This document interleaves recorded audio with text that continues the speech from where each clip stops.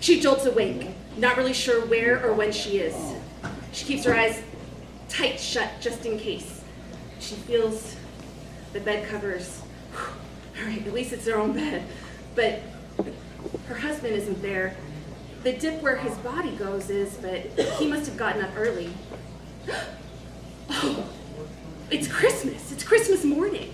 And no matter where she's living or what family or family adjacent people are around, there's always one thing that she can look forward to on Christmas morning: hot chocolate. So she peels back the bedclothes to sheets worn soft with time, and the first quilt that she ever made with her mother. Her daughter's voice calls out across the house, "Mom, you know, your quilting is so good. You really should have been a quilt maker instead of just a doctor." She rolls her eyes at the old joke, slips her feet into some slippers, and straightens up really carefully. There's a couple of pops and crackles there, and makes her way to the kitchen. Now, just in the periphery, there's a tree, shimmering. At the top of the tree, it bends because they bought a tree that was too tall. And this tree is just glittering, and it floats on a cloud of presents. And also children who are intent on gleefully dismembering those presents. Her grandmother stands holding the family's heirloom tree topper. It's supposed to be an angel. It's a crocheted ball for a head, just plain, no face, no hair, just a plain ball. And the body is a cone of fabric, right? I think we all have one of these in our attic somewhere, yes? It's just a cone of fabric. But this one's really special because it's 4 different kinds of ugly. Because each wedge of the cone was decorated by her mother, her aunt, and her 2 uncles when they were kids, sewn together, made into a tree topper. Her grandmother holds it and says, "You know, remember, a Christmas tree is not fully dressed until it's got its hat on." And she finishes the sentence with her grandmother, "Just like the handsomest of men." They both giggle together. Her grandmother always had a soft spot for handsome men. She makes her way into the kitchen and surveys her collection of mugs. Now, she has never bought a single mug in her entire life.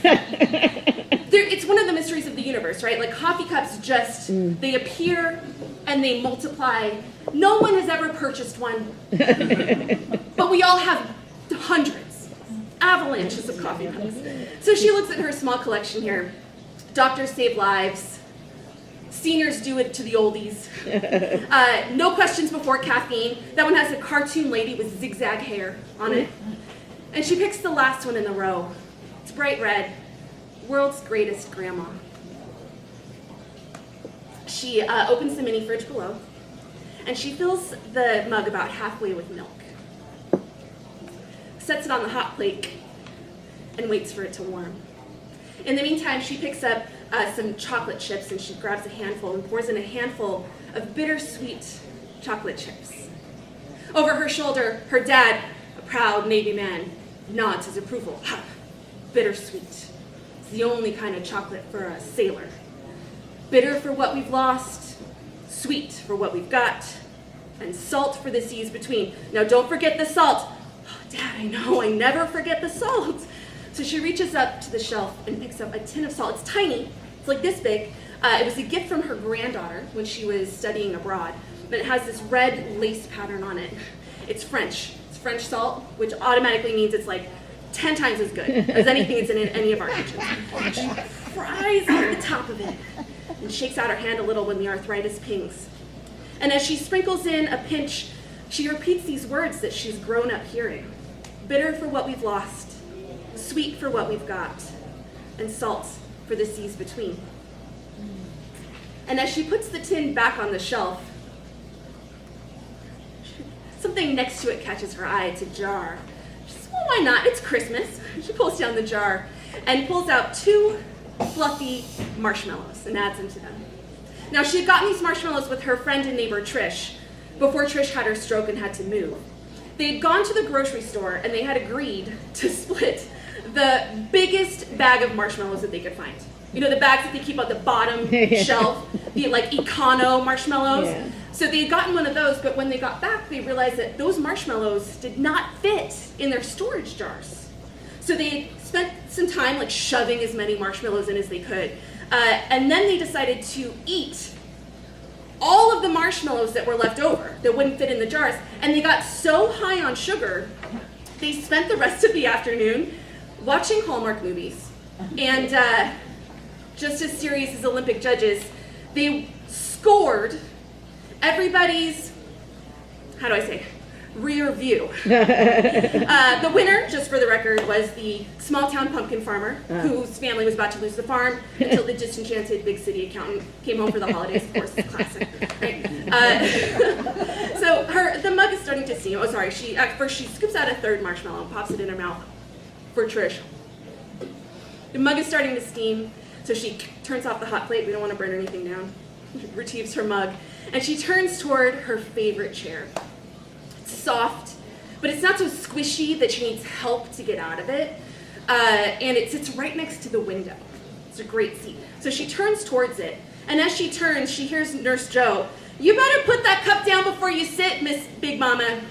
We don't want no spills happening in here. Safety first." Now, her favorite thing about Nurse Joe is the way that their tattoos dance when they waggle their safety finger. She says, safety this, Nurse Joe.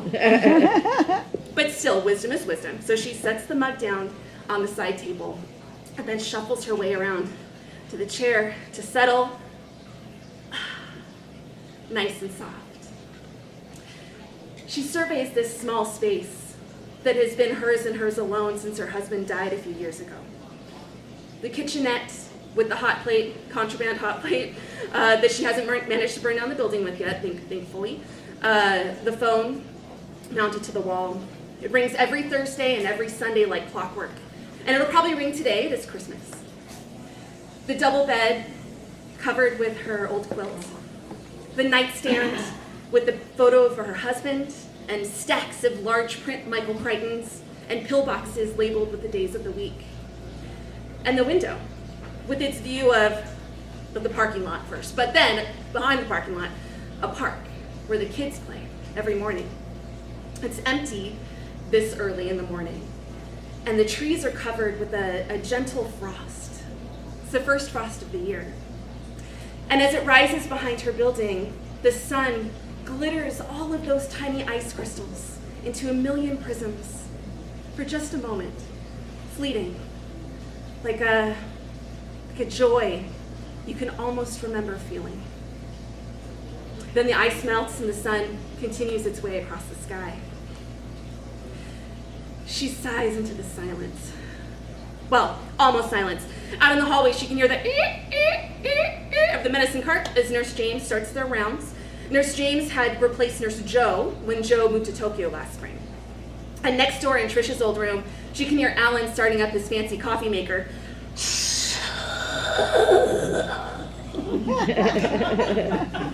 She'll go over there later and have one of his fancy almond milk lattes and maybe sing some carols. Maybe she'll let him flirt with her a little bit. But for now, the morning belongs to her and to her memories of all of the people whose lives have touched her own. Their care etched in her bones, their wisdom rooted in her gut. She picks up the coffee mug, the smooth ceramic sharing its warmth with her fingers, which always seem to be really cold lately. She savors a sip of the hot chocolate. A little bitter, a hint of salt, and so, so sweet.